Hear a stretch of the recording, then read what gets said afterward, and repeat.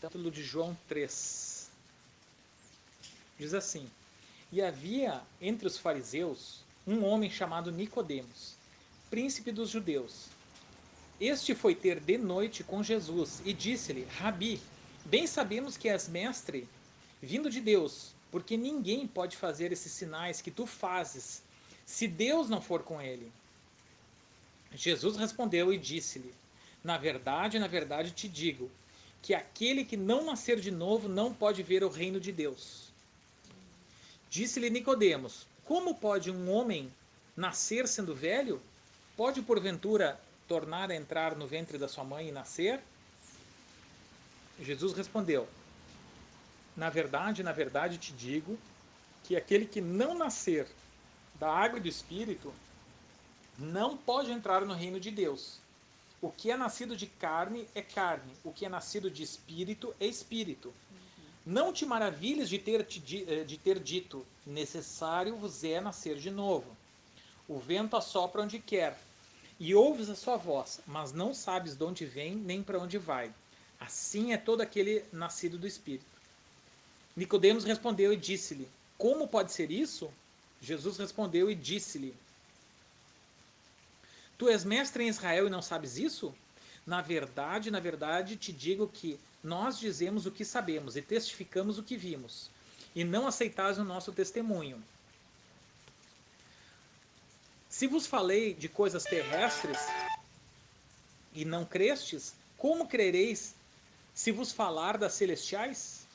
Ora, ninguém subiu ao céu, senão o que desceu do céu, o Filho do homem que está no céu. E como Moisés levantou a serpente no deserto, assim importa que o Filho do homem seja levantado, para que todo aquele que nele crê não pereça, mas tenha vida eterna. Porque Deus amou o mundo de tal maneira que deu seu Filho unigênito, para que todo aquele que nele crê não pereça, mas tenha vida eterna. Porque Deus enviou seu Filho ao mundo, não para que condenasse o mundo, mas para que o mundo fosse salvo por ele. Quem crê nele não é condenado, mas quem não crê já está condenado, porquanto não crê no nome do unigênito do Filho de Deus. E a condição é essa, que a luz veio ao mundo, e os homens amaram mais as trevas do que a luz, porque suas obras eram más. Porque todo o que faz o mal odeia a luz, e não vem para a luz, para que suas obras não sejam reprovadas. Mas quem pratica a verdade vem para a luz, a fim de que suas obras sejam manifestas, porque são feitas de Deus. Glórias a Deus. E o título da mensagem hoje é O Amor de Deus. A gente entender mais a natureza do amor de Deus. Porque amor, o próprio sentimento do amor, a palavra, é algo abstrato e depende de uma interpretação. Pode ter interpretações pessoais, mas Deus tem a sua forma de manifestar seu amor. Então a gente quer conhecer mais o coração do Senhor, porque Ele se dá a conhecer a nós. Ele não é um Deus que é um Deus oculto, que fica escondido.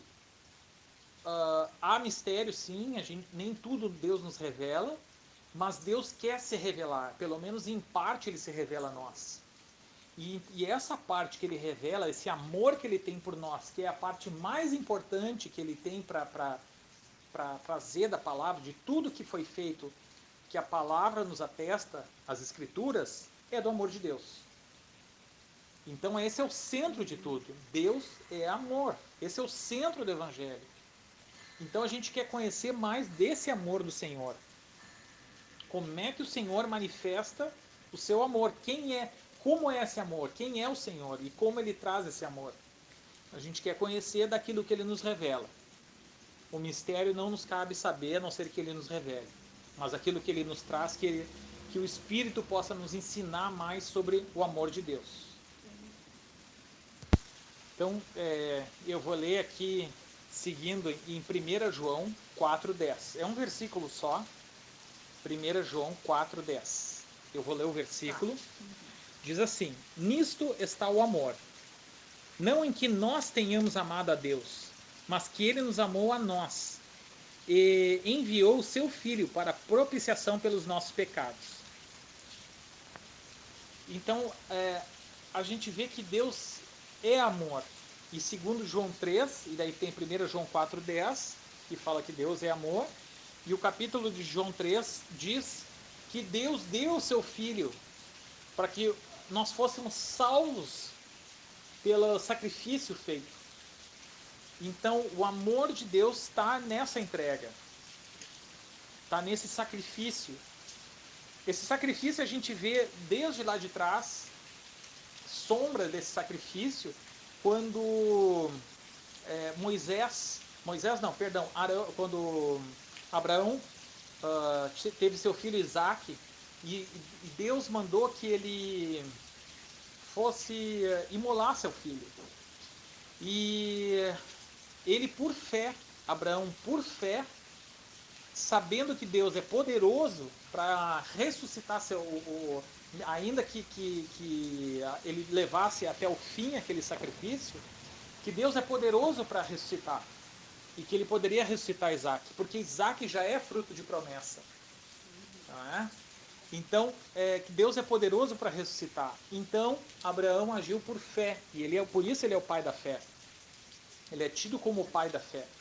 E a gente vê que a fé também se manifesta aqui. Então, junto com esse sacrifício, que é um sacrifício de sangue, nós vamos entrar nisso um pouco também, mas junto com o sacrifício de sangue, a gente vê que a fé deve operar. Porque aqui é dito que aquele que nele crê. Então a fé deve operar junto com esse sacrifício, com essa porta e com esse amor que foi dado. E se nós formos pensar, a gente vai ver que o pecado original, a queda do homem, está ligada a várias coisas, tem várias interpretações, todas elas muitas corretas, né? Mas uma delas é que foi a falta de fé. Porque se Deus deu uma palavra, Deus disse, não tocar, que tu vai morrer. E o que foi que Eva fez? Eva não acreditou. Então a falta de fé está ligada ao pecado original. Foi dito uma coisa, quem disse era o próprio Deus, e aí a falta de fé operou. Há mais coisas, por isso que eu disse que há mais interpretações, todas verdadeiras, que também a vaidade, porque sereis como deuses, e uma série de mentiras que operaram junto, mas uma delas foi a falta de fé. Deus disse, vocês vão morrer. Não, vocês não vão morrer. Então, a gente vê que Deus quer resgatar a fé na palavra, e a fé aonde? Na palavra de Deus. Vê que esse é o centro, né? A palavra de Deus, sendo que Jesus é o verbo. Então a fé na palavra é fé em Cristo. Então o sacrifício de Jesus, que é uma morte humilhante e que aos olhos do mundo, na sabedoria mundana, é uma derrota, mas foi uma vitória. Então é essa fé que precisa operar em nós, porque aquele que nele crê. E a gente vai entender também, vai olhar, porque a própria palavra atesta que é uma vitória. Não é que somente a gente entende porque o pastor disse, mas sim a palavra atesta que é uma vitória à cruz. E a gente vai entender por quê. Porque isso aí já estava predito lá no Antigo Testamento. Que é uma vitória essa obra. Que maravilha, né? Deus, Glórias a Deus. Deus crê que a gente vai ter muitos que vão se converter, que verdadeiramente, então que valeu a pena o sacrifício dele. Tamanho amor dele por nós. Amém. Amém. Mas então, vamos avançar. Então, seguindo Hebreus 9, versículos 11 a 28. Hebreus 9, versículos 11 a 28. Todo o livro de Hebreus fala sobre o sacerdócio de Cristo. Então, todo o livro de Hebreus atesta por que Cristo é o sumo sacerdote eterno. Ele explica muito claramente, nos atesta isso.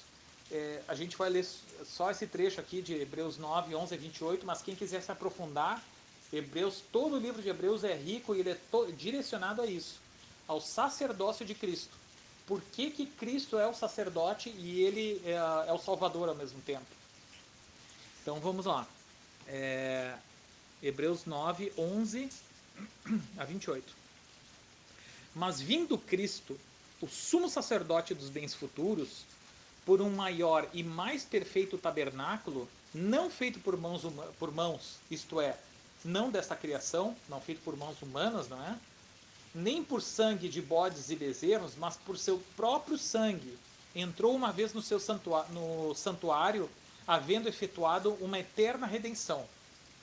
Porque se o sangue de touros e bodes e a cinza de uma novilha esparzida sobre os imundos o santifica, quanto à purificação da carne, quanto mais o sangue de Cristo, que pelo Espírito eterno se ofereceu a si mesmo, imaculado a Deus, purificará as vossas consciências das obras mortas, para servirdes a Deus vivo? E por isso é mediador de um novo testamento, para que, intervindo a morte, para a remissão das transgressões que havia debaixo do primeiro testamento, os chamados recebam a promessa da herança eterna. Porque onde há testamento, é necessário que intervenha a morte do testador. Onde há testamento, é necessário que intervenha a morte do testador. Porque um testamento tem força onde houver morte. Ou terá ele algum valor enquanto o testador vive? Por isso também o primeiro não foi consagrado sem sangue, no caso de animais, não é? A primeira aliança está falando isso. Porque, havendo Moisés anunciado a todo o povo todos os mandamentos segundo a lei, tomou o sangue de bezerros, dos bezerros e dos bodes com água, lã purpúrea e sopo, e aspergiu tanto o mesmo livro como todo o povo, dizendo: este é o sangue do testamento que Deus vos tem mandado. E semelhantemente aspergiu com sangue o tabernáculo e todos os vasos do ministério. E quase todas as coisas, segundo a lei, se purificam com sangue. Sem derramamento de sangue, não há remissão. De sorte que era bem necessário que as figuras das coisas que estão no céu assim se purificassem, mas as próprias coisas celestiais com sacrifícios melhores do que estes. Ou seja, as coisas celestiais, as coisas terrenas são sombras das celestiais. Então tudo que é feito no terreno é uma sombra do celestial. E o sacrifício que Cristo fez foi no plano celestial.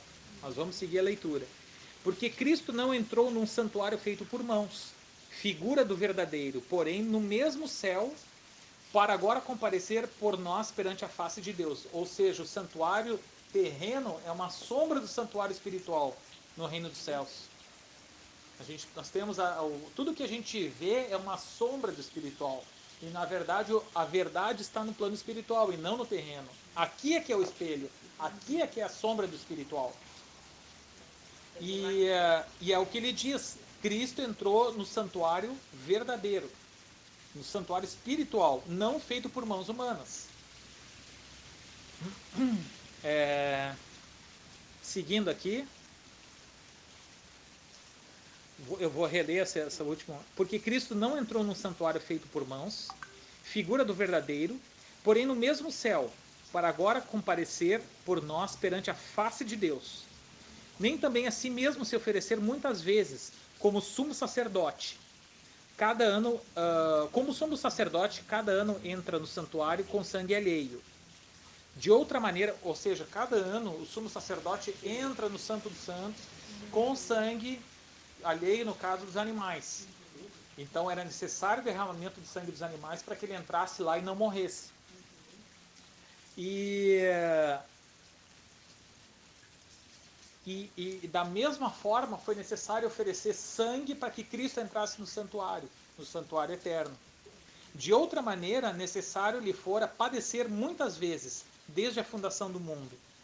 Mas agora, na consumação dos séculos, uma vez se manifestou para aniquilar o pecado pelo sacrifício de si mesmo. Porque o sacrifício terreno dos animais é imperfeito, não é capaz de purificar o pecado. Mas o sacrifício dele é eterno e perfeito. Então ele uma vez só se ofereceu. E não é necessário se oferecer reiteradas vezes, como os animais, para renovação.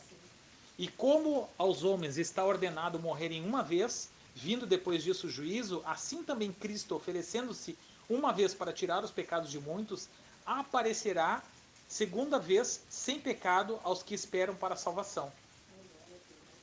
Glória a Deus. Aos que o esperam. Amém. Então, o resumo do que a gente viu é que sem derramamento de sangue não há remissão de pecados. Porque é necessário que a morte opere para que o testamento tenha validade. Por isso foi necessário Cristo, né, padecer na cruz, porque ele ofereceu o seu próprio sangue para a nossa salvação. E isso é obra do Senhor, porque ele entrou no santuário não feita por mãos humanas. Lembrando que Deus não divide a sua glória. Por isso que as nossas obras não são capazes de somar nisso. Porque tudo isso é feito no plano, no reino espiritual. E para nós sermos participantes, a nossa ligação é pela fé. A fé que opera em nós, que é pela fé nós somos salvos. Alcançamos a graça e a misericórdia pela fé. E quem ama Cristo, quem foi amado dessa forma, quem essa palavra entrou pela fé no coração, como não vai corresponder ao Senhor? Porque nós fomos amados, nós amamos a Ele. Ou seja, nós vamos ter uma vida de santificação e obras que elas não vão somar em nada no mérito, porque a obra é uma só, foi definitiva. Por isso que somos salvos pela fé e não por obras. Mas aquilo que nós fizermos vai ser um espelhamento, uma retribuição desse amor. E não que ela vá somar, mas ela vai ser assim, como aquela outra parábola que nós lemos, daquele que foi perdoado daquela dívida, que tinha uma dívida muito grande. O espelhar o seu Senhor seria ele perdoar também, naquilo que está ao alcance dele, porque ele não é capaz de retribuir aquele valor impagável. Mas num valor que está ao alcance humanamente, ele é. Então é um espelhamento ao alcance do braço dele. Nós vamos espelhar quem o Senhor é. Nós vamos copiar, nós vamos ser a sua imagem e semelhança. Nós seremos a imagem e semelhança. Então, o Senhor quer nos conduzir a sermos a sua imagem. Ele não fez o homem a sua imagem e semelhança. Essa imagem e semelhança foi deturpada com a queda do homem. E aí, a imagem e semelhança do homem natural é de Satanás. A imagem e semelhança, como Jesus diz em João 8, se não me engano, são filhos do diabo, porque vocês fazem as obras do diabo, ou seja, espelham as obras daquele que vocês estão espelhando. Vocês estão espelhando a obra daqueles que vocês para onde vocês estão olhando.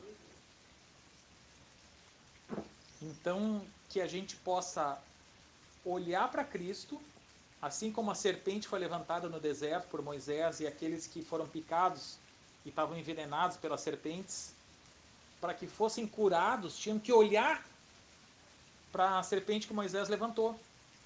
Então, assim seja conosco, olhando para Cristo, nós vamos conhecer Ele e espelhar quem Ele é. Tem até um canal, se não me engano, acho que é no YouTube, Jesus Copy, que a ideia por trás do nome do canal é isso. Somos uma cópia de Jesus. Espelharemos quem Ele é, do nosso jeito limitado, humano, que não vai merecer nada, mas vai espelhar, porque nós olhamos para Ele. E assim como o filho imita o pai, e isso é uma verdade, para quem tem filhos ou familiares, talvez tenham observado isso, os filhos espelham os pais, da mesma forma nós devemos espelhar quem Cristo é. E aí vamos ver alguns atributos de Cristo aqui em Levítico 19, 2. Eu vou ler só um versículo. Levítico 19, 2. Então tá, Levítico 19, 2 diz assim: fala a toda a congregação dos filhos de Israel e diz-lhes: santos sereis, porque eu, o Senhor vosso Deus, sou santo. Então, qual é um dos atributos do nosso Senhor? Ele é santo. O Senhor é santo. Então, se nós queremos espelhar quem Cristo é, como é que nós vamos? É evidente que nós não vamos ser perfeitos e que por nosso próprio braço nós vamos ser santos.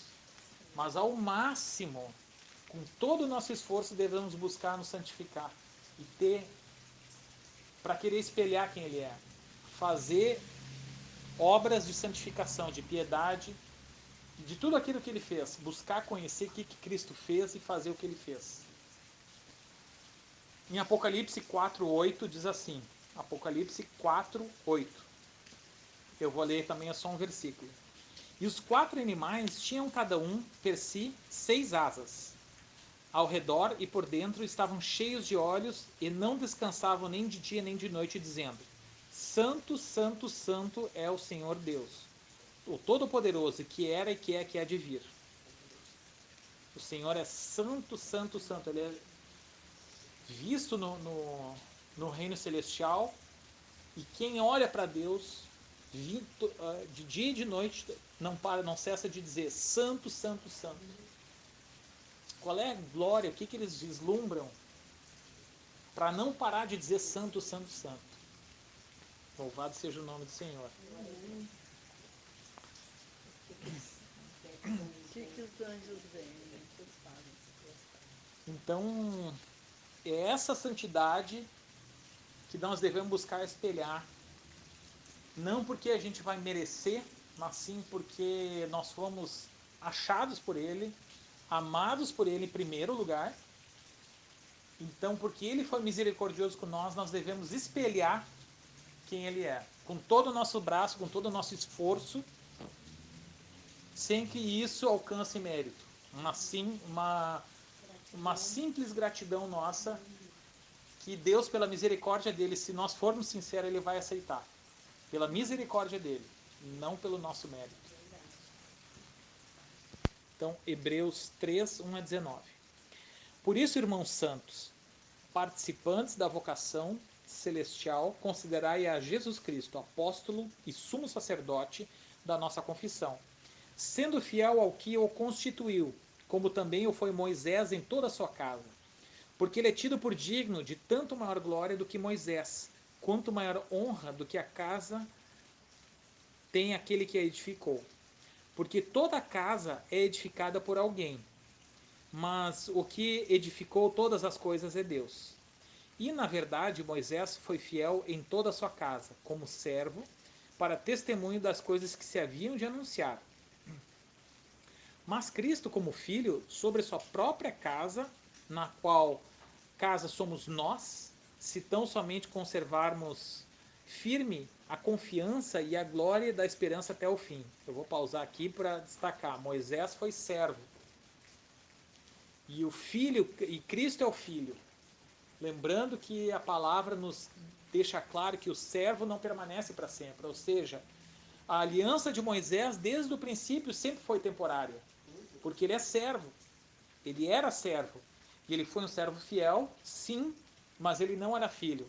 E quem permanece para sempre é o filho. E então, mas Cristo como filho sobre sua própria casa. E qual é a casa? É nós. Nós somos a casa onde ele quer habitar.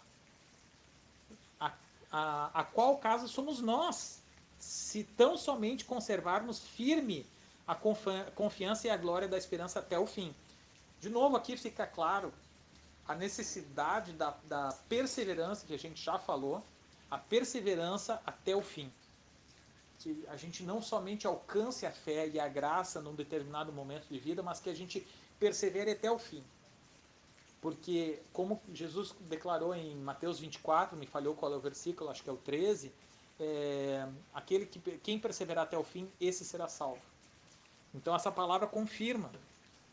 Então, a perseverança é necessária para que a obra seja completa.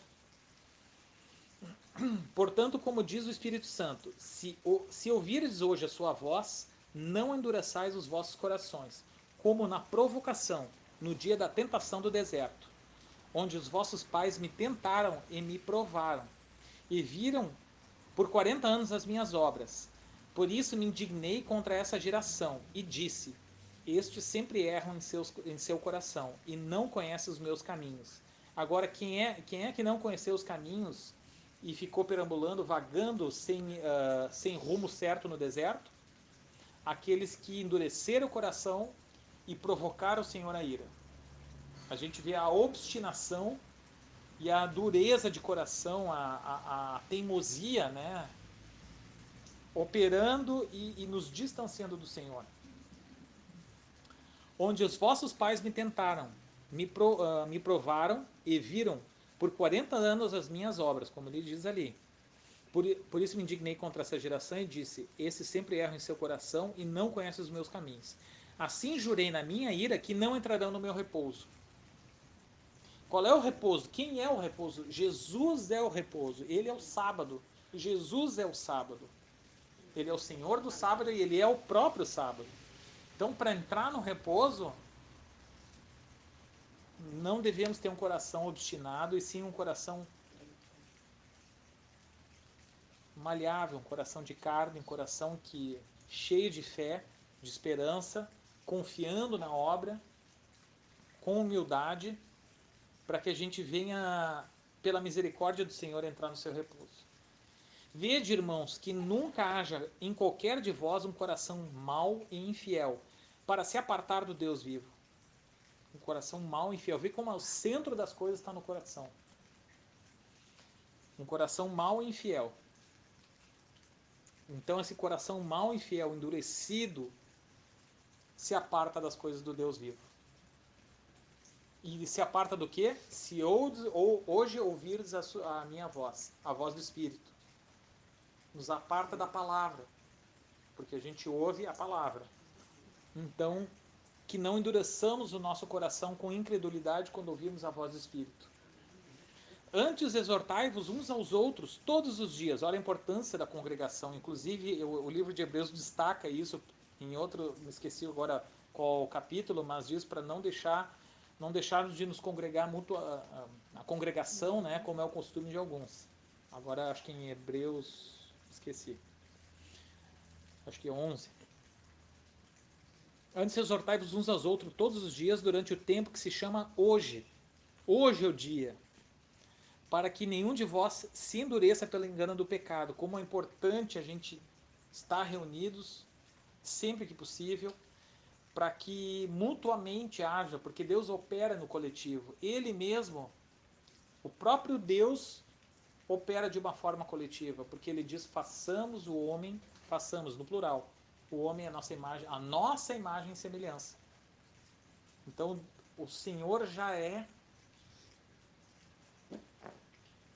Deus Pai, Deus Filho e Deus Espírito Santo. A Trindade já opera no plural e numa unidade. Por isso que a congregação é importante. Porque nos tornamos participantes de Cristo se retivermos firmemente o princípio da nossa confiança até o fim. De novo ele fala de reter até o fim. De novo a perseverança a gente vê aqui. Então, na perseverança nos tornamos participantes de Cristo. Enquanto se diz, hoje, se ouvires a sua voz, não endureçais os vossos corações como na provocação. De novo, retomando. Porque havendo alguns ouvido, o provocaram, mas não todos os que saíram do Egito por meio de Moisés. Isso é uma escolha pessoal. Endurecer o coração para aquilo que Deus falou. E ver se isso não está ligado ao pecado, à queda do homem, ao pecado original. Porque da mesma forma Eva ouviu também a palavra do Senhor. E Adão também ouviu. E endureceram seu coração para a palavra do Senhor. Se Deus disse, Deus disse. Nós devemos crer. E nós entramos no santuário e nós somos resgatados e lavados pelo sangue de Cristo, como está bem claro em João 3. Pela fé. Para que creiamos. Todo aquele que nele crê não pereça. Então é pela fé. porque havendo alguns ouvido, o provocaram, mas não todos que saíram do Egito, por meio de Moisés. Mas com quem se dignou por 40 anos? Não foi porventura com os que pecaram, cujos corpos caíram no deserto? E a quem jurou que não entrariam no seu repouso, senão aos que foram desobedientes? Esse endurecimento leva à desobediência. Mas a obediência por si só, de novo, as obras de obediência sozinhas, não levam ao mérito. Novamente, nós por fé, nós cremos, olhamos para Cristo, por sermos a sua imagem e semelhança, vamos fazer as obras que Ele quer, sem que isso acrescente no mérito. E nisso andamos em obediência, uma obediência voluntária. E vemos que não puderam entrar por causa da incredulidade. Não puderam entrar no descanso por causa da incredulidade. E a incredulidade veio do quê? De ouvir e não endurecer o coração. Um coração duro para a palavra. Então que nós possamos abrir os nossos corações para que a palavra do Senhor opere em nós, porque é ela que faz gerar bons frutos. Por isso que a pregação, a palavra do Senhor, a exposição da palavra do Senhor é tão importante. Porque é por ela que nós somos lavados. É por ela que Deus opera. E as coisas acontecem mediante a fé. Todas as coisas acontecem. A fé permite que a palavra gere frutos. Porque nós cremos na palavra. Diferentemente, nós temos que somos resgatados por Cristo, mas diferentemente de Adão e Eva, não que nós somos melhores, não somos melhores que Adão e Eva, mas diferentemente do que foi feito lá com Adão e Eva, Deus disse e eles optaram por fazer algo diferente, deram crédito a outro, nós devemos fazer diferente, não seguir esse caminho, sim seguir o caminho de Deus diz que nós possamos estar seguindo e andar em obediência. Porque é um exemplo a não ser seguido. É um exemplo a não ser seguido. Então, agora vamos para Salmo 16, 8 a 10. Eu vou ler aqui. Tenho posto o Senhor continuamente diante de mim. Por isso que Ele está à minha mão direita. Nunca vacilarei. Portanto, está alegre o meu coração e se regozija a minha glória. E também a minha carne repousará segura. Pois não deixarás a minha alma no inferno, nem permitirás que o teu santo veja corrupção. Glória a Deus. Então, essa palavra, esse salmo foi citado por Pedro em Atos 2. Se as irmãs procurarem depois em Atos 2, vê que quando Pedro ele está defendendo, dizendo que Cristo é o prometido e que essa palavra, porque esse salmo aqui é escrito por Davi, que esse salmo não diz respeito a esse santo que é Davi. Isso que Pedro diz em Atos 2. Eu estou parafraseando, né? Mas podem ler lá. O que Pedro está dizendo para aqueles homens que viram o derramar do Espírito Santo em Pentecostes? Que esse Davi, que Davi declarou isso profeticamente, porque Davi baixou sepultura. Se Davi baixou sepultura, isso que diz no 10 ali, teu santo não veja corrupção, não diz respeito a Davi. Diz respeito a Cristo. Davi profeticamente estava falando da sua descendência, de Cristo. Porque Cristo não viu a corrupção, porque o seu corpo não se decompôs, ele ressuscitou. Então está falando de Cristo. É isso que Pedro diz em Atos 2. Depois podem acompanhar, não vou ler aqui. E que nós, pela fé, no sangue derramado, e ver como isso aí já estava profetizado lá de trás. E Pedro retoma esse salmo lá em Atos 2. Como por esse sangue nós somos resgatados e nós, à semelhança dele, também não vamos ver a corrupção. Não no sentido físico do corpo, mas no sentido da morte eterna. Como nós vamos ser resgatados.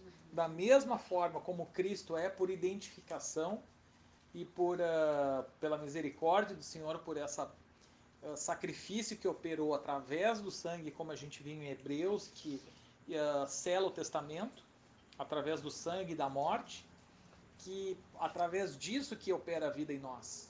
E que por isso que nós também não vamos ver a corrupção no sentido espiritual, e sim que nós vamos entrar no repouso do Senhor. Então, isso nos dá essa garantia pela fé e pelo sangue de Cristo, e essas palavras confirmam quem Cristo é. E isso Pedro estava dizendo para uma plateia que era 100% de judeus, de hebreus. Porque esses hebreus, eles sabiam do Messias, mas não sabiam quem era o Messias. O Messias não tinha se personificado. E muitos confundiam com a ideia de um Messias que ia ser um Davi, alguém semelhante a Davi, um estadista, um general, alguém que ia ser um rei nessa terra. Só que Cristo veio assumir um reinado muito superior, que é um reinado celeste. Então,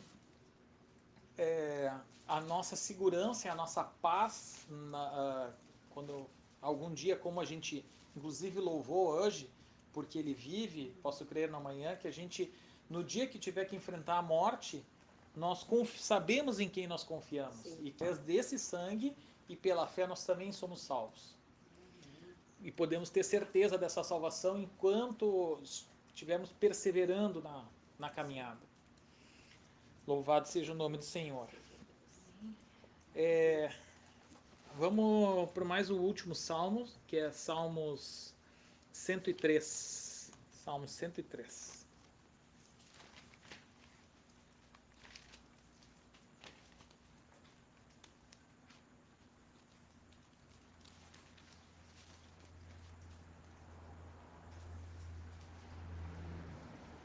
Convite a louvar a Deus pela sua graça, é o título. Salmo de Davi. Bendize, ó minha alma, ao Senhor, e tudo o que há em mim, bendiga ao seu santo nome. Bendize, ó minha alma, ao Senhor, e não te esqueça de nenhum dos seus benefícios. Ele é o que perdoa todas as tuas iniquidades, que sara todas as tuas enfermidades, que redime a tua vida da perdição, que te coroa de benignidade e de misericórdia, que farta a tua boca de bens, de sorte que a tua mocidade se renova como a da águia. O Senhor faz justiça e juízo a todos os oprimidos. Fez conhecidos os seus caminhos a Moisés e os seus feitos aos filhos de Israel. Misericordioso e piedoso é o Senhor, longânimo e grande em benignidade. Que nós vemos os atributos, as características do Senhor. Santo, piedoso e misericordioso. Cristo foi isso, se nós olharmos os evangelhos, e essas atitudes que nós temos que imitar, porque Ele é o nosso Senhor. Não reprovará perpetuamente, nem para sempre reterá a tua ira. Não nos tratou segundo os nossos pecados, nem nos recompensou segundo as nossas iniquidades. Pois assim como o céu está elevado acima da terra, assim é grande a tua misericórdia para com que os temem, com os que o temem.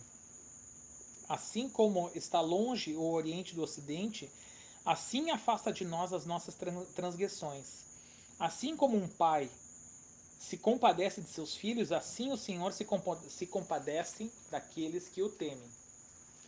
Pois ele conhece a nossa estrutura e lembra que somos pó. Quanto ao homem, os seus dias são como a erva, como a flor do campo, assim floresce. Passando por ela o vento, logo se vai, e o seu lugar não será mais conhecido. Mas a misericórdia do Senhor é desde a eternidade até a eternidade, sobre aqueles que o temem, e a sua justiça sobre os filhos dos filhos, sobre aqueles que guardam a sua aliança, e sobre os que lembram dos seus mandamentos para os cumprir.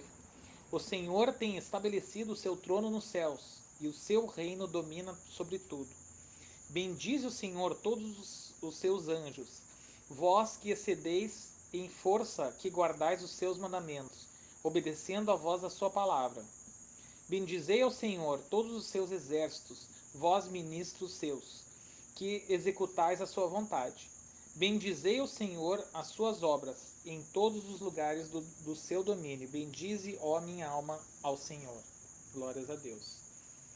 Esse é o nosso Senhor e é essa obra que Ele veio operar. Nós iniciamos a mensagem falando do amor de Deus.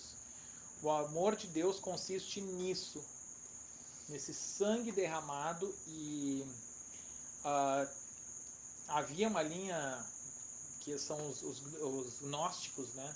Que no princípio da igreja tiveram uma força, teve um certo crescimento, que diziam que Cristo ele não sentiu dor, ou ele já era espírito, mudando a natureza do Senhor, que ele não era homem, ele já era anjo, já era espírito, e com teorias diversas, né? Diminuindo a natureza humana. Mas Cristo é 100% Deus e 100% homem ao mesmo tempo. Então ele sentiu de fato, e aquele sacrifício ele é real, e foi na carne humana que ele sentiu. Foi sentido e sofrido e passado. Então o sacrifício dele é perfeito, e é essa a condição do amor de Deus, de ter dado seu Filho, para que nós, pela fé, pudéssemos ser salvos. Porque Deus não vai contra a sua própria palavra. E se Deus disse, se pegar da árvore vai morrer, Deus não volta atrás nisso. Só que Ele deu uma alternativa para que nós pudéssemos ser salvos. Então Deus não volta atrás, assim como nós falamos uma vez que naquele... Quando Jesus estava com a mulher adúltera, que trouxeram ela para ela ser apedrejada, a lei é muito clara. Ela deveria ter sido apedrejada. E Cristo disse que quem não tiver pecado que jogue a primeira pedra, porque de fato o juízo começa pela própria casa.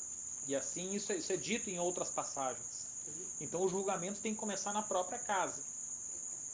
Mas Cristo não tinha pecado, então ele seria obrigado a cumprir essa palavra. Só que essa palavra foi cumprida no sentido de que Cristo tomou o lugar dela. Então quando ela não foi apedrejada, mas a lei não deixou de ser cumprida, porque ele na cruz cumpriu essa palavra, assumiu a morte no lugar dela e de todos nós. Então o amor de Deus se materializa, se demonstra através disso, pelo sangue derramado e por Cristo ter tomado o nosso lugar, porque a lei certamente nos condenaria, como Jesus disse para os judeus, eu não me lembro se é em João 6, 7 ou 8, mas que ele diz, esse mesmo Moisés que vocês alegam de qual vocês são filhos, e vocês estão se gloriando na carne, esse mesmo Moisés vai condenar vocês. Então que esse mesmo Moisés que vocês falam se alegrou com as minhas obras, porque pelo Espírito ele já conhecia. Então o mesmo Moisés se alegrou com as minhas obras, que vocês não se alegram, vocês não estão no mesmo Espírito. E esse mesmo Moisés há de condenar vocês. Então que o Senhor possa estar operando, derramando a sua graça em nós através do sangue de Cristo, que nós não merecemos, que nós possamos com muita humildade e gratidão receber essa bênção e receber esse amor e buscar espelhar esse amor. Por isso que nós devemos amar o próximo, buscar fazer as mesmas obras, porque assim como Ele nos amou, Ele é misericordioso, piedoso, nós devemos ser. Que assim seja então. Louvado seja o nome do Senhor.